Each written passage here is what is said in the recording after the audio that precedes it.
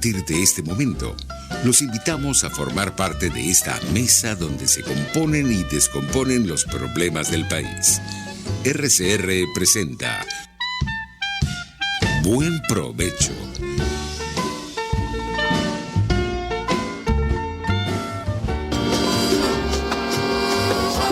La voz de la diáspora en Buen Provecho con el profesor Tomás Páez.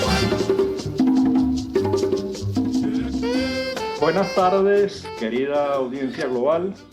Como todos los lunes, desde hace 5 años con ustedes en la emisora pionera de la radiodifusión venezolana, Radio Caracas Radio, rcr750.com, la emisora que se ve. En la dirección de la estación se encuentra Jaime Nestares, en la gerencia de producción Wilitz Arcaya, en la producción Carla Sons, en los controles José Gregorio González y en la conducción este servidor Tomás Páez, quien les habla. Este programa también luego lo retransmite la gente de La Nación Radio y la gente de Macor TV en el estado de la Florida. Quisiéramos comenzar, antes de presentar a nuestro invitado, con los temas de servicio público. Sabemos cómo está la situación en Venezuela, o por lo menos tenemos información de que la situación con el COVID y la salud es realmente preocupante. Se han muerto 2 amigos, padres de amigos también de nuestras hijas. Tenemos por un lado la profesora Nelly Arenas, que necesita recursos. Ella es profesora del CENDES de la Universidad Central de Venezuela, sociólogo, politólogo. Tenemos a Alexander Luzardo, que también necesita recursos. Alexander es, además de antropólogo, ha estado trabajando siempre el tema ambiental. El expresidente de Fedindustrias, Henry Gómez, necesita nuestro apoyo. Luis Manuel Esculpi necesita nuestro apoyo. Elías Santana, quien todo el mundo conoce, también necesita nuestro apoyo. Le pedimos en Venezuela y en el mundo cualquier aporte, por pequeño que sea, será bienvenido, porque bueno, los costos de la salud y la situación de la salud en Venezuela es más que deprimente. Estamos allí en el subsuelo. La segunda cosa es el tema Chile. Yo creo que hay que insistir en que así como hubo un acto terrible que fue quemar los pocos enseres de los venezolanos que transitaban hacia Chile, hubo una sociedad que reaccionó y una sociedad chilena que dijo eso no puede ser, que se opuso a esa barbarie que es quemar los enseres de unos migrantes que todos saben que están saliendo de un país cuya caída del Producto Interno Bruto es el 80%, el más grande del hemisferio occidental en condiciones de paz. Incluso hay países en condiciones de guerra que han salido en mejores condiciones. Tenemos con nosotros un invitado pero muy especial, porque además ha hecho un trabajo de investigación muy importante, muy bien documentado, además ha sido reciente. Presentó la tesis de doctorado en la Universidad Complutense en el año 2016, me corrige después si cualquier error en la presentación. Un trabajo muy bien documentado sobre una migración muy importante y muy querida en Venezuela, que es la migración gallega. Y como han pasado 100 años desde que Venezuela se convirtió en el gran imán latinoamericano junto a otros países como Brasil, Argentina, Uruguay, como polos de atracción de migrantes, hoy, bueno, están retornados y descendientes de quienes viajaron a Venezuela. Entonces, yo creo que ahí podemos tener una pintura muy rica. Nuestro invitado es el profesor José Ramón Campos, aunque José en Galicia se escribe con X, es lo que entiendo, después me corrige. Él es doctor en historia en la universidad, por la Universidad Complutense, donde obtuvo el doctorado con esta tesis de la que les hablo. Tiene unas, yo quisiera que nos comentara todas esas entrevistas que ha hecho, que son riquísimas en información, nos contara cómo fue todo el proceso de migración de Galicia y de los gallegos a Latinoamérica y particularmente a Venezuela, pero además él es profesor de historia en la Universidad de Vigo. Entonces, primero darle las gracias por el tiempo, darle las gracias por haberse ocupado de un tema que es tan, eh, eh, que nos importa tanto, que es la migración gallega, que ha hecho miles de cosas en Venezuela. Nos gustaría también que nos contara cuáles son las huellas que ha dejado la migración gallega. Y lo que estamos haciendo es un poco la idea de que van y vienen. Uno no sabe, el mundo da tantas vueltas que, bueno, no sabe si va hacia Venezuela o regresa, o como dicen de los gallegos, que cuando están en la mitad de la escalera uno no sabe si van subiendo o van bajando. Entonces, por favor, José Ramón, mil gracias por este tiempo para compartir todo ese trabajo tan hermoso que has hecho con nuestra audiencia global. Muchas gracias a vosotros por invitarme a participar en este programa y en esta, que bueno, que me parece muy interesante que se divulguen pues todos los aspectos relacionados con los movimientos migratorios, en este caso, bueno, pues el de mi pueblo, el de Galicia, que tenemos esa no sé cómo decirlo, de pueblo emigrante pues desde el siglo XIX, prácticamente desde mediados del siglo XIX. Las condiciones históricas que se dieron en este territorio hicieron que, bueno, que buena parte de sus habitantes se vieran vistos obligados a buscar una mejor situación, mejorar su situación económica fuera de la península. Y bueno, también dentro de la península, porque los gallegos emigraron a Madrid, emigraron a Barcelona, emigraron incluso a Portugal. Y bueno, pues dentro de este proceso que, como digo, se inicia en el siglo XIX por las condiciones socioeconómicas de Galicia. Esto hay que tener en cuenta. Ajá. Tú ¿Se llegas a me decir en escucha un bien? momento de la tesis, tú llegas a decir en un momento en la tesis que la condición económica de Galicia era de mucho atraso y muy preocupante, de mucha pobreza. Yo quiero que no los cuentes porque hoy Galicia es toda una región de mucha importancia. Además, ha instalado allí industria automotriz, ha instalado allí todas las proveedoras de esa industria automotriz, ha hecho un desarrollo descomunal con unos viaductos espectaculares que échanos el cuento de tus hallazgos en términos de cuánta gente se fue, cuánta gente fue a Venezuela, en qué momento se fueron, por qué se fueron, qué cuentos echaban de esa ida a Venezuela. Muy bien, bueno, hay que empezar por las migraciones del siglo XIX a partir de 1850 y sobre todo de 1870, que se deben precisamente a esta situación de atraso de Galicia. En el año 1900, para que se hagan una idea, casi el 90% de la población vivía de la agricultura, vivía en el medio rural, en una situación con unas técnicas de explotación muy arcaicas, donde predomina el minifundio. Las parcelas eran divididas entre cada familia, dividía las parcelas entre los hijos hasta el infinito. Bueno, esto también va a ser un elemento que luego va a favorecer la emigración, porque tenían algo, en un momento dado, que hipotecar, algo que para poderse financiar el viaje, que no eran baratos.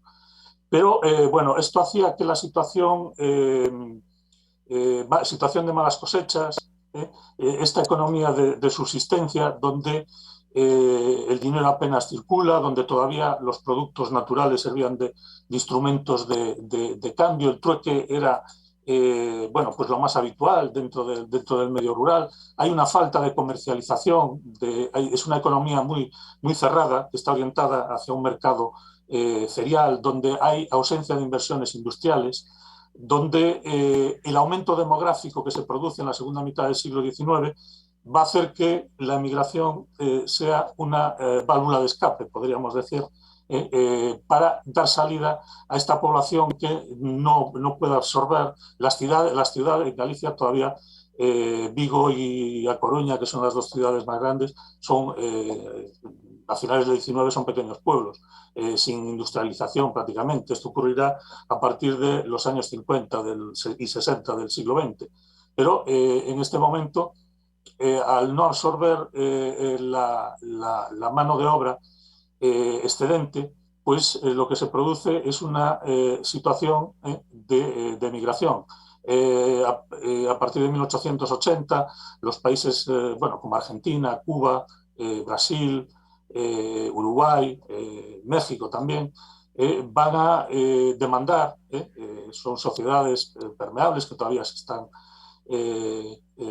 después de los problemas que tuvieron para la conformación de las diferentes repúblicas y de estabilizarse económicamente, pues van a demandar mano de obra y los gallegos se van a insertar en estos mercados laborales. Luego, en el caso de Venezuela es un poco diferente porque la emigración masiva de gallegos a Venezuela se produce en la década de los años 50 del siglo XX, entre 1948 y 1960 aproximadamente. Mientras que con anterioridad van a estos otros países. Se cree, bueno, los cálculos que tenemos hechos estiman que entre 1870 más o menos y 1960 irían unos 2 millones de gallegos hacia el continente americano, lo cual es una auténtica barbaridad. Dese cuenta que Galicia hoy en día no llega a los 3 millones de habitantes, somos 2.700.000. Y bueno, pues y a Venezuela se calcula que en una década, entre 1950 y 1959 más o menos, entraron unos 200.000 gallegos de manera legal. Luego hay un componente, bueno, de manera, hay un componente que entra a través de otros países que no quedan registrados dentro de las salidas desde Galicia. Y bueno, pues acuden a Venezuela impulsados por la situación de bonanza económica que va a tener Venezuela en esa época. Pero antes de la migración económica hay una presencia, según los canarios ya estuvieron presentes en Venezuela desde siempre. El caso de los gallegos es después de la Segunda Guerra Mundial. Y es sobre todo, los primeros que van a llegar son exiliados republicanos. El peso, ¿cuánto peso tuvo el tema político? Porque pareciera que en el caso de la migración gallega a Venezuela y de la migración canaria a Venezuela, había más un componente económico que político, que en el caso vasco era más pronunciado el tema político que el económico. ¿Es eso cierto? Y luego, ¿cómo se informa a la gente? ¿Cuáles son las redes que utilizan? Uno para informarse, y luego para viajar. ¿Cómo se van construyendo esos nexos y esas redes de relaciones entre migrantes? Sí. Bueno, como decía, una vez finalizada la Guerra Civil Española, hay bueno, pues un grupo de gallegos bueno, y de españoles en general, pero yo me baso sobre todo en el estudio que hice sobre los gallegos, que se exilian en Francia y desde Francia tratan de llegar al continente americano. Bueno, llegarán sobre todo a México y a Argentina. Y de forma residual, en mucha menor importancia, van a llegar a Venezuela. En un momento en que Venezuela apenas había, en 1939, creo que había poco más de 5.000 españoles residiendo en el país, o 10.000, bueno, no sé exactamente, no recuerdo ahora, pero en torno a 5.000 o 7.000 aproximadamente. Y gallegos eran muy pocos los que había en este momento. Van a ir llegando un pequeño grupo de exiliados políticos. Son un número reducido, pero la importancia que van a tener es que van a crear la primera asociación, la primera sociedad gallega Venezuela, va a ser creada por este grupo de exiliados, que va a ser el Argallego, que se les autorizó a operar en 1945. Antes había fundado el Centro Vasco, el Canario, el Hogar Catalán también, el Centro Catalán, se autorizará a funcionar al LAR gallego. El LAR gallego va a tener unas connotaciones políticas muy importantes porque va a tener un carácter antifranquista que, si bien durante el periodo de gobierno entre 1945 y 1948 eh, va Con a, Rómulo Betancourt y Rómulo Gallego. sí, con Rómulo Betancourt y Rómulo Gallegos va a tener, bueno, no van a tener problemas, porque las relaciones bueno, con Franco, mientras que los gobiernos anteriores de Medina Angarita, por ejemplo, sí habían establecido relaciones con Franco, en este momento con ese gobierno se enfrían y bueno, pues estos exiliados van a tener una actividad política importante, totalmente en contra del gobierno franquista. De hecho, el embajador franquista tenía prohibida su entrada en el centro, en el LAR gallego, en este caso se llama LAR gallego. Y aquí se van a reproducir un poco las disputas que hubo en España entre los grupos de izquierdas, entre socialistas por una parte, comunistas por otra, nacionalistas por otra o galleguistas por otra. Y de este enfrentamiento va a haber una escisión que va a dar lugar a la creación de otra sociedad gallega que va a ser el Centro Gallego en el año 48. Y a partir de ese año, de 1948, la emigración que va a llegar ya no es una emigración politizada, sino que va a ser por motivos económicos. Porque la situación en Galicia, que había experimentado una cierta recuperación a principios del siglo XX, a partir de la guerra civil y de la política franquista, que, bueno, a nivel económico, fue una política que fue nefasta en este caso, en general para la sociedad española, por la escasez, sobre todo se propugnó una política de autarquía en la que la escasez fue la nota predominante y, bueno, pues esto hizo que se volviera a abrir la migración. En un principio el gobierno franquista no era muy partidario, pero luego cuando vieron que las necesidades, y sobre todo económicas y de recibir divisas, también era algo necesario, pues se permite la salida organizada. Y Venezuela en este momento, con el boom petrolífero, la situación de infraestructuras que se están construyendo, se están creando, sobre todo en la capital, en Caracas. Esto va a traer a los gallegos, va a traer mano de obra que, bueno, va a tratar de insertarse en esta sociedad a nivel económico, trabajando en principio, bueno, en la construcción, pero en cualquier tipo de actividad que fuera posible. Se van a formar cadenas migratorias. Los primeros que van a ir llegando, bueno, van a contar con estos ya dos sociedades, una muy politizada, la primera, el LAR gallego, la otra no tanto, en la que van a tener acogida. Y, bueno, pues se irán buscando a través de los ya residentes, van a los que van llegando, les van informando sobre el mercado laboral y estos, una vez instalados, van a ir llamando a su familia, a sus amigos, a sus vecinos, que se van a ir incorporando dentro de esta cadena que va a llevar... Esa cadena está mediada por algunos argumentos. Esa cadena tiene que ver con gente que decía, con gallegos que decían, oye, aquí las cosas están muy bien, aquí las Sí. cosas, la economía prospera, aquí tenemos monedas.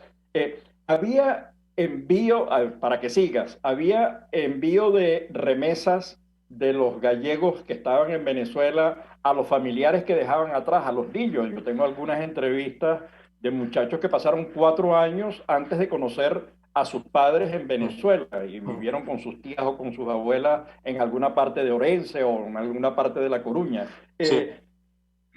Porque tú tienes unos datos tan sabrosos en la tesis, tan ricos en información. ¿Nos puedes contar algunos de esas anécdotas de estos entrevistados tuyos para el estudio? Porque de verdad que me parece que es muy rica.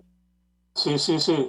Bueno, la idea, lo primero era pagar lo que había costado el pasaje, porque para conseguir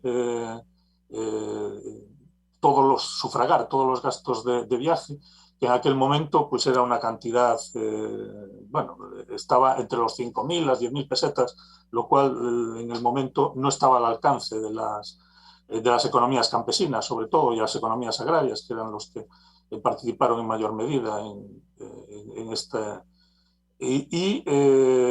Para poder financiarse, pues lo que hacían era, bueno, en los pueblos solía haber un prestamista, alguien que a cambio ponían las tierras o la casa o hipotecaban, pero no con los bancos. En aquel momento los bancos todavía no eran sociedades y no funcionaban como hoy en día, sino más eran dentro de la sociedad rural la figura del prestamista, la figura de esta persona que a cambio bueno, como garantía, exigía alguna propiedad y a cambio proporcionaba el dinero.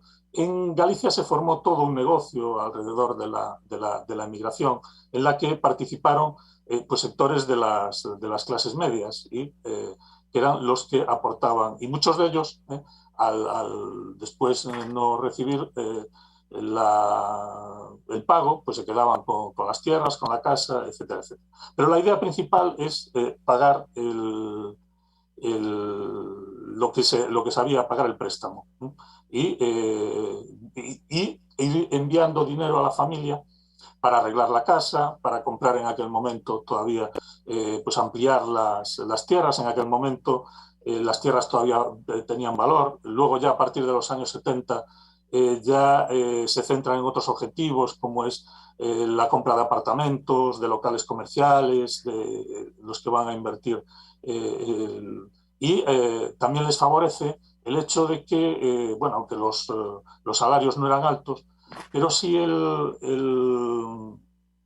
cambio. En aquel momento un bolívar eran 17 pesetas, llegó a estar, bueno, un Incluso dólar, más. 3 bolívares.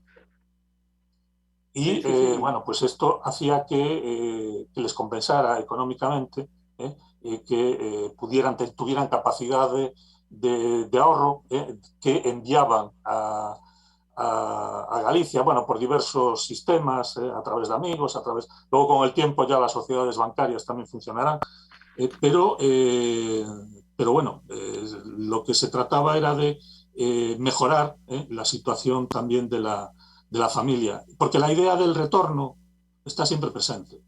O sea, emigran con la idea siempre de volver, aunque se trate de recorrer 10.000 kilómetros y de que no puedan volver como decía, en 4 o 5, algunos pasan 20 años antes de poder volver a ver a la familia.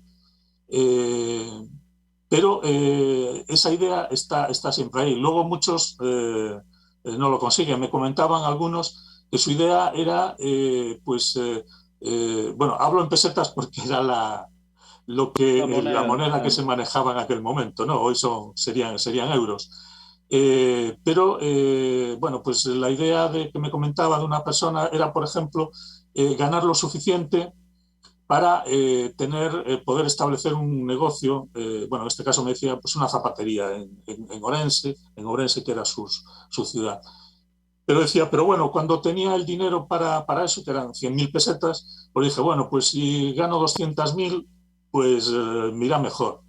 Pero decía, luego tenía las 200.000 y dije, bueno, pues aquí no me va mal y tal, pues a ver si.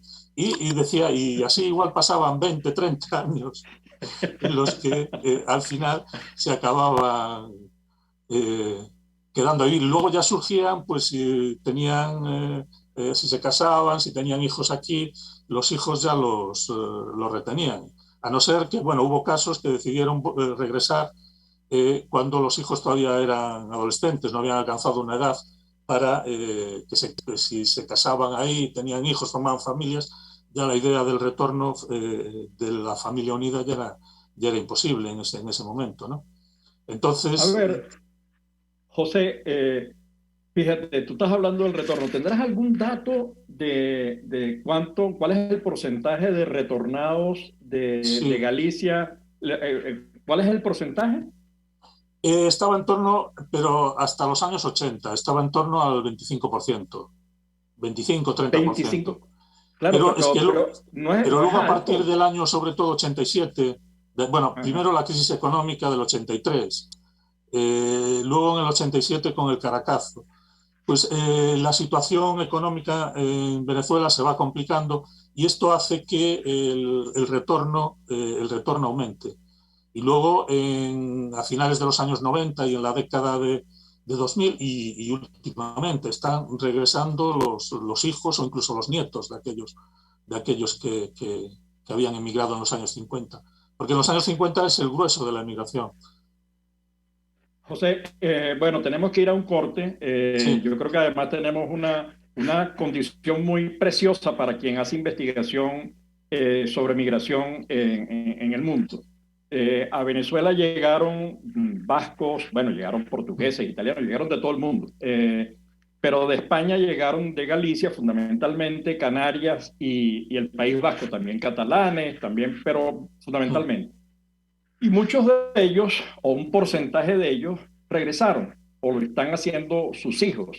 Entonces yo quisiera que en el segundo segmento, cuando vayamos a corte, en el segundo segmento, nos conectemos al segundo link y comencemos a hablar de cómo llegaron los primeros gallegos. Lo que yo entiendo es que se llegaba diciendo, tuve éxito, entonces construías una gran casa, te mostrabas al mundo como el poderoso, pero ahorita están llegando en otras condiciones. Entonces que nos cuentes cómo ha sido este proceso en los años. Pero eso en el corte y después nos conectamos al segundo link, por favor. De acuerdo, gracias.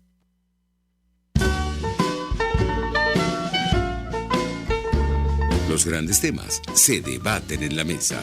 Buen provecho por RCR 750. La radio que se ve. Y síganos en Twitter en @RCR750. Sintonícenos a través de Periscope, @RCR750. La radio que se ve. Amigos, nace un nuevo concepto de farmacia en Venezuela. Farmacia CVS y más. Todo lo demás. En Farmacia CVS, en español CVS, lo consigues todo en un solo lugar. Salud, belleza, hogar y comida. Un nuevo concepto en todo para un nuevo concepto de vida. Farmacia CVS y más está en el CCCT nivel C1, frente a Beco y al lado del Banco Mercantil. En Instagram, FarmaCVS. Farmacia CVS y más. Todo lo demás. Voz de América. Información precisa, completa, veraz, objetiva e independiente. Directo a tu pantalla. De lunes a viernes a las 2 de la tarde por RCR 750. Contigo. Que les habla Eduardo Battistini de Primero Justicia. Una de las grandes enseñanzas que vamos a tener los venezolanos después de todo este proceso que estamos viviendo es a valorar cada vez más lo que tenemos en Venezuela. Porque hoy en día, por ejemplo, un venezolano que está afuera se ha ido acostumbrando a que los servicios públicos cuestan, se ha ido acostumbrando a que nada puede ser gratis, porque nada gratis es sostenible en el tiempo. Y yo espero y aspiro que cuando vayamos a Venezuela, la reconstrucción de nuestro país no solamente sea una reconstrucción física de la destrucción que ha hecho el chavismo en la infraestructura y en la economía venezolana, sino también vayamos a una reconstrucción de la forma de pensar y de cómo nosotros afrontamos el ser ciudadanos realmente en el marco de un país que necesita de una ciudadanía que colabore y que sea parte de la solución y no sea parte del problema. Contigo, solo por RCR, porque lo bueno une. RCR 750 AM. Porque lo bueno une.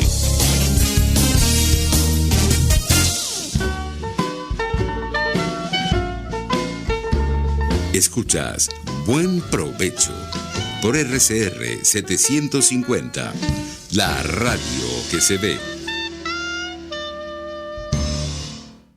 Bueno, ya de regreso a nuestro segundo segmento con José Ramón Campos, doctor en historia, una investigación muy interesante, la recomiendo, sobre la diáspora gallega en general en las Américas, pero fundamentalmente en Venezuela, con datos muy importantes, además muy ilustrativo de toda la situación en Galicia, también de la situación en Venezuela. Él es profesor de la Universidad de Vigo. Todo esto a través de la voz de la diáspora en Buen Provecho. Habíamos dejado una pregunta o varias preguntas y queremos insistir porque queremos escuchar esa síntesis de ese trabajo hermoso de la diáspora. Ya describiste a Galicia, de alguna manera describiste esos rasgos que atraían de Venezuela. Hubo un retorno, el porcentaje al final termina siendo menos del promedio. En las comunidades a escala global se calcula que los retornados pueden estar entre 35 y 40%, sin embargo, han aguantado toda una situación terrible en Venezuela porque los datos son contundentes y sin embargo hay un montón de gallegos que quedan en Venezuela. Por supuesto, hay unos que están retornando, sus descendientes, hijos y nietos, a quienes le hemos hecho entrevistas y para el estudio que estamos haciendo, dándole continuidad, aprovechando que tenemos esa población que aún vive, que fue a Venezuela como migrante y que puede echar los cuentos de cómo vivió ese proceso y de cómo ha retornado. Quisiéramos escuchar esos resultados de las entrevistas que tú hiciste, porque son tan sabrosos que creo que la audiencia se merece escucharlo. Eso es retorno, cómo lo están viviendo Galicia, cómo está viviendo ese proceso, cómo se recibe a los retornados, porque parece que siempre es difícil recibir a los retornados en los países. Hay un cierto recelo, no sé cómo lo ves tú en Galicia, porque al final el migrante deja de ser de todos lados y es ciudadano del mundo, digamos. Cuéntanos tú, cómo ves tú ese proceso, cómo lo analizas, qué te dicen los resultados de tu investigación. Ese es el drama del emigrante, ¿no? El de no ser de ningún lado. Ni son gallegos en Venezuela y son venezolanos en Galicia. Con el tema del retorno, las cifras que manejaba yo antes, 25-30%, está en relación con mi estudio, que llega hasta los años 80. Luego, a partir de ahí, ya había comentado que los porcentajes aumentan y probablemente hayan sido más del 50% a partir de 1990 en adelante. De la primera generación de migrantes ya deben quedar, ya son muy mayores, porque eran personas que tenían 20 años, entre 20 y 30 años, o entre 18 y 30 años en la mayoría, en los años 50, y que hoy ya son octogenarios, son nonagenarios. Muchos de ellos lo que trataron, cuando decía lo de ampliar el patrimonio familiar aquí en Galicia, hacerse una casa en el pueblo, en el lugar de origen, porque también era una manera de demostrar que les había ido bien, ¿no? El hacer una casa, en algún caso según la medida de las posibilidades de cada uno, en algún caso son ostentosas, en otro menos, pero en general yo conocí a un grupo en mi caso yo también tuve familia en Venezuela, y fue porque desde niño escuchaba hablar de Venezuela y me interesé, y siempre me pareció un país muy, para un niño, la imagen de un niño muy exótico, y con el tiempo pues quise conocerlo y quise ver un poco cuáles habían sido las vivencias de mis familiares y de mis paisanos. Y muchos de ellos, los que tuvieron posibilidad de hacerse una casa, y luego con la edad, cuando se fueron, tuvieron una edad más o menos de jubilación, o en que sus negocios, sus actividades comerciales se lo permitían, pasaban temporadas en Galicia, sobre todo venían aquí en el verano, y eran bien recibidos, como la mayoría que se habían ido con problemas, como todos, que habían pasado por una situación dura, y al regresar se daban cuenta de que la Galicia a la que volvían ya tenía poco que ver con la Galicia que habían dejado. Aquí la situación económica había mejorado, mientras que a partir de los años 80 y sobre todo en los años 90 en Venezuela había pasado lo contrario, ¿no? Y por una parte, para estos gallegos que estaban en Venezuela, vuelve a ser un motivo de orgullo ser español, ser gallego, tener un pasaporte comunitario. En su tierra, en principio, pues también hay un cierto recelo hacia ellos, ¿no? No tanto a los que vienen, que ya tienen su medio de vida asegurado, en Venezuela, sino ya a los que vienen empujados, a los hijos que igual ya no tienen una situación, a los nietos, cuando España, de ser un país que expulsaba emigración, ahora se convierte en un país receptor de emigración a partir de los años 80, sobre todo los años 90, ¿no? Y también se ve con cierto recelo y surge también de manera despectiva, podríamos decir, la palabra sudaca, que es un poco como la palabra musiu, ¿no? En Venezuela, que puede ser usada como algo cariñoso, y puede ser usada para hacer bromas, pero también puede ser usada como algo muy hiriente hacia una persona a la que se le llama. Entonces, esa situación de desarraigo se acentúa, ¿no? Porque se sienten, la mayoría se sienten queridos en Venezuela, pero hasta cierto punto. Pero también en su tierra pasa lo mismo, ¿no? Y esa ambivalencia es algo que le resulta muy, muy duro. Hoy en día yo tengo, la situación económica de los que regresaron, de aquellos que todavía tienen algún tipo o que tenían aquí propiedades, que hicieron aquí inversiones, pero puede considerarse buena o aceptable. Pero aquellos que tratan de acceder al mercado laboral lo tienen más complicado. Entonces, bueno, están desempeñando pues, trabajo sobre todo en la hostelería, mesoneros o en la construcción, como pueden. Pero aparte de los que tienen un origen gallego, que sus padres o sus abuelos eran gallegos, también están viniendo otros venezolanos que no tenían vinculación con Galicia, que o tienen alguna relación con alguien que hay aquí, o simplemente, bueno, pues Galicia les parece un lugar que puede ser adecuado para... No, además tiene un verde intenso, tiene Galicia, tiene además mar, Sí. y eso es importante. Hay varias cosas. Una primera es las huellas que han dejado los gallegos en Venezuela. Vamos, hay miles. En el mundo de la televisión recuerdo a Papaíto Candal, ¿no? Que Papaíto era un Candal, sí. narrador de fútbol, Sí. vamos, admirado por todo.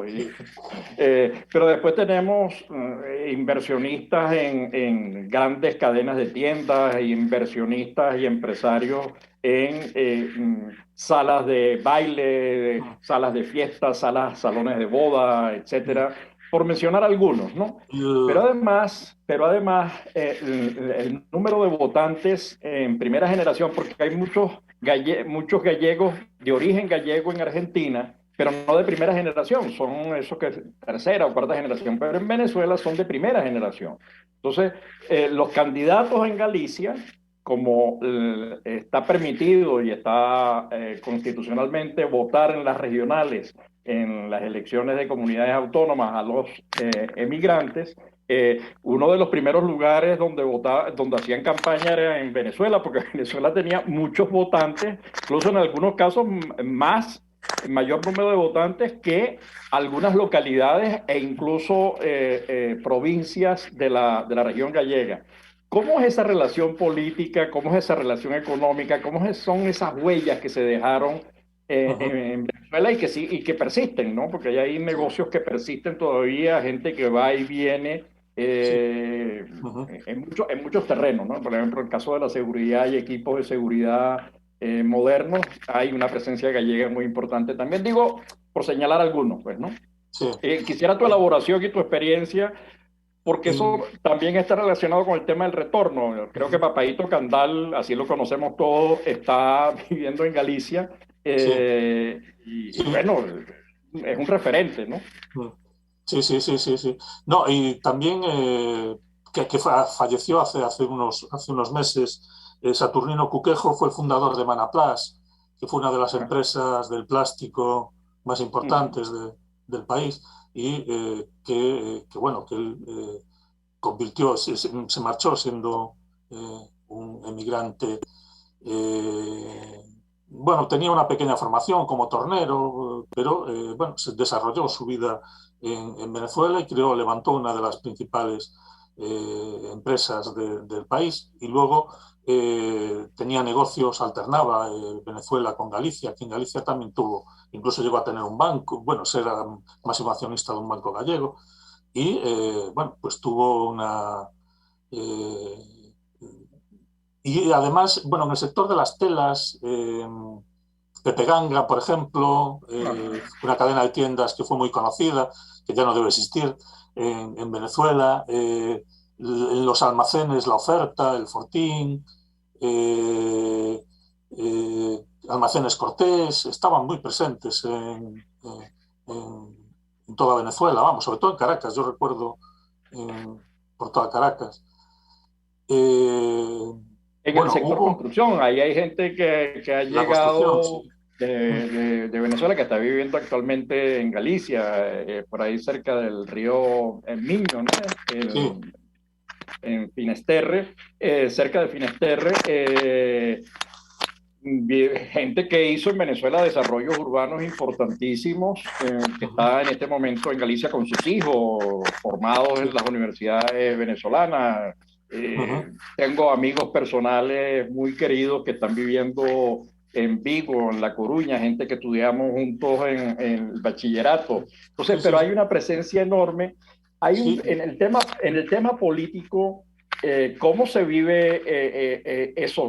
Yo recuerdo haber visto en los momentos electorales, incluso había candidatos de origen gallego que vivían en Venezuela y que tenían empresas en Venezuela, pero que participaban como candidatos en las elecciones regionales en Galicia. ¿Cómo En es esa Galicia, relación sí, política sí, de los partidos con sí. Venezuela? En el caso, por ejemplo, del padre de Leopoldo, no recuerdo el apellido, ¿no? López. Leopoldo López. El padre es eurodiputado con el Partido Popular. Mm. Eh, bueno, eso es un caso actual. Pero sí, yo recuerdo la Hermandad Gallega de Venezuela, que es el resultado de la unión de los tres primeros centros gallegos que hubo en Venezuela. Eh,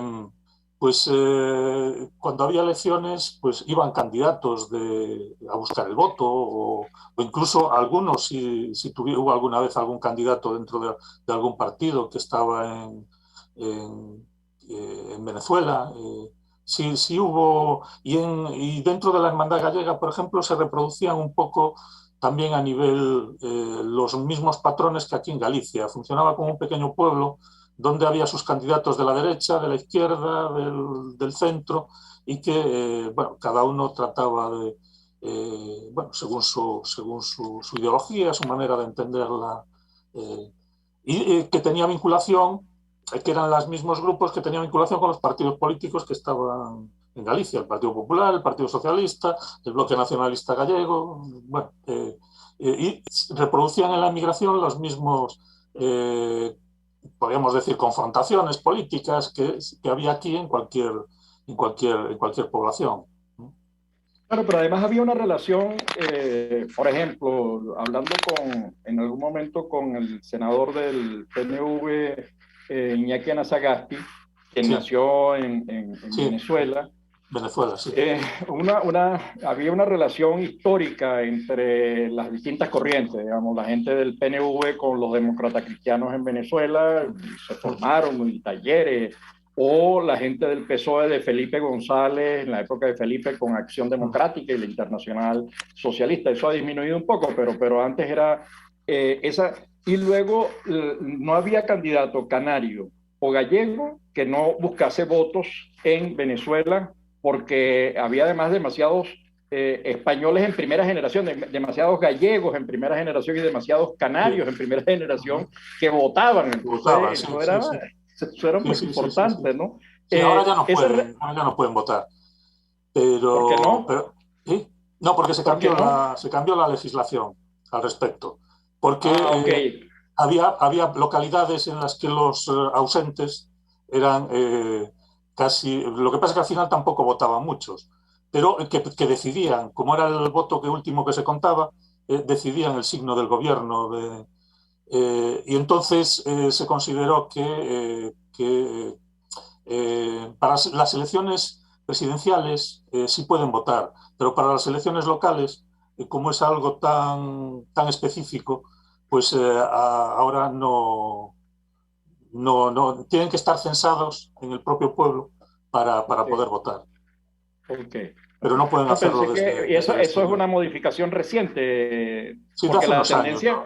Sí. Porque la tendencia más bien a escala global, hasta México, por ejemplo, acepta la votación hasta de los parlamentarios de las regionales, es decir, lo que son los parlamentos regionales, incluso abren sillas especiales, cantidades de sillas para los parlamentarios del exterior. Entonces me llama la atención porque lo que yo recuerdo era eso, hacer campañas. Para las elecciones generales sí pueden votar, y para las elecciones autonómicas también, pero para las locales, para los municipios, para elegir la corporación municipal, no, porque no tienen vinculación con las necesidades o no tienen una visión de lo que ocurre en la localidad. En el pueblo, claro. ¿no? Entonces, en ese sentido, pues no, a no ser eso, si está censado en el pueblo, sí tiene derecho a mandar su voto por correo.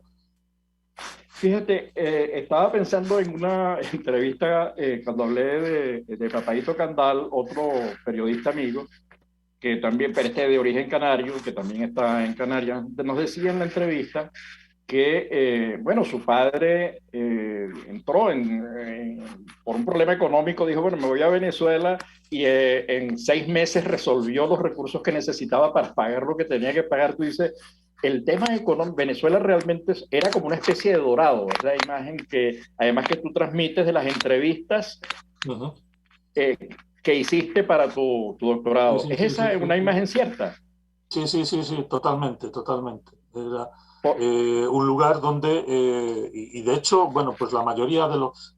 Creo que no recuerdo nadie que me hablara mal de Venezuela, a pesar de las dificultades que pasaron, a pesar de que para la mayoría es un país que le ofreció mucho, que se lo ofreció todo, que mientras tuvo que dejar su patria o su tierra porque no podía prosperar en ella, en Venezuela sí pudieron prosperar, y pudieron, en muchos casos, hubo también quien no, o quien simplemente pues llevó una vida digna, ¿no?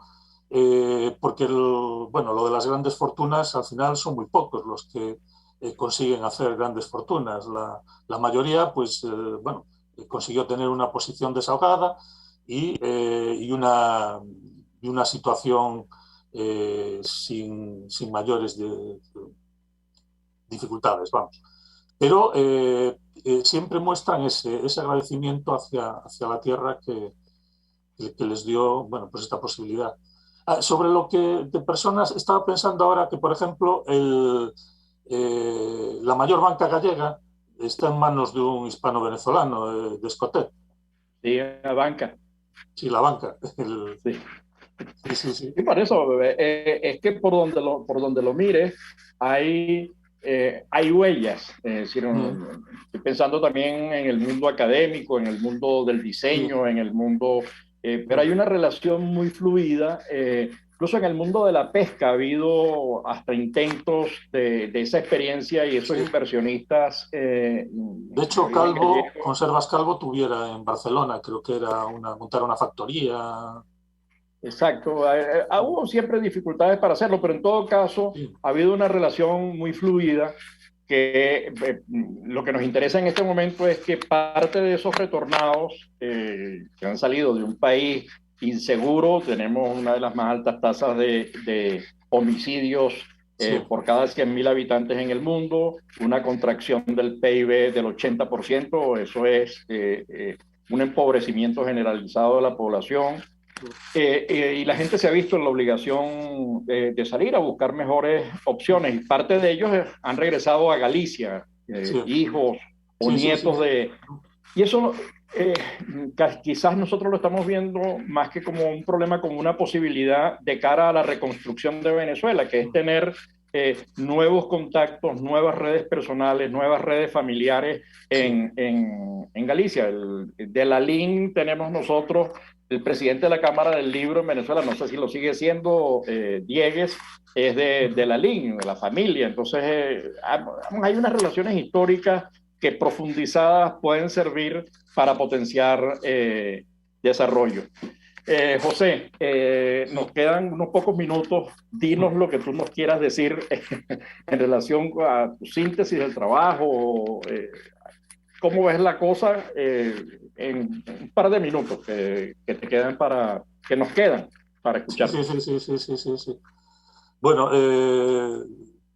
yo realicé como unas 300 entrevistas para hacer este trabajo durante varios años y bueno, poco a poco fui viendo un poco el modo de vida de los gallegos en Venezuela y curiosidades como por ejemplo el tema de cuando llegaban y observaban, normalmente llegaban en barcos de noche y cuando se hacía de día veían los ranchitos, la sensación que les producía de que, bueno, lo que les habían dicho hasta ese momento y la idea que llevaban era de un país donde pues prácticamente había que agacharse para recoger las riquezas. Y veían como decía un escritor español exiliado, José Antonio Rial, que Caracas, Venezuela, lo primero que enseñaba a los que llegaban eran sus miserias. Luego ya cuando llegaban a la capital, una vez que subían desde La Guaira hasta la capital, ya la situación ya cambiaba totalmente. La mayoría de ellos procedían de un medio rural y llegaban ante una ciudad, una capital cosmopolita, como era en aquel momento, como era la Caracas de aquel momento, con una transformación tremenda. Un escritor gallego que estuvo en Argentina y que lo escribió 2 años en Caracas dirigiendo la revista del Centro Gallego, Eduardo Blanco Amor, decía que la Caracas de aquella era una Caracas tan cambiante que tú quedabas un día en una esquina con un amigo y a la semana siguiente volvías a quedar en esa esquina y ya no existía la esquina. Entonces era el proceso. Sí, a mí me llamó mucho la atención. Sí. El libro este de José Antonio Rial es sabroso. También él es andaluz canario, ¿no? Sí, la verdad es que está muy bien. Y bueno, el hecho de que se integraran o trataran de integrarse dentro de la sociedad, yo creo que más que una integración hay una adaptación en la primera generación, porque bueno, es muy complicado y sobre todo había cuestiones a las que no llegaban a acostumbrarse, como el tema de la violencia. Ellos procedían de una sociedad rural en la que después de la guerra civil el franquismo actuaba de una manera con mucho control sobre la población a través de la Guardia Civil, a través de... Y bueno, eran sociedades en las que no había demasiada violencia, ¿no? Y acostumbrarse fue algo que les costó mucho, sí. Pero que bueno, que fueron que fueron tratando de superarlo y de crear una situación con una relación, yo creo que lo más abierta posible con el criollo, y aunque los chistes de gallegos en el fondo les molestaban un poco, porque... No, pero los chistes de gallegos, los reyes son los argentinos. José Ramón, en algún momento tendremos ocasión de seguir este tema. Se nos acaba el tiempo. La verdad es que es un placer hablar mil gracias por el trabajo, mil gracias por tu tiempo. Y bueno, este es un espacio para seguir hablando de la diáspora gallega y de la diáspora global. 1 millón. Muchas gracias y deseo lo mejor al pueblo venezolano, porque yo tengo grandes amigos en Venezuela y me gustaría que la situación mejorara lo antes posible, con respecto al COVID y con respecto a las carencias. Bueno, a toda nuestra querida audiencia global, nos vemos en este espacio el próximo lunes, como de costumbre, en rcr750.com, La Voz de la Diáspora. En buen provecho. La Voz de la Diáspora, en buen provecho, con el profesor Tomás Páez.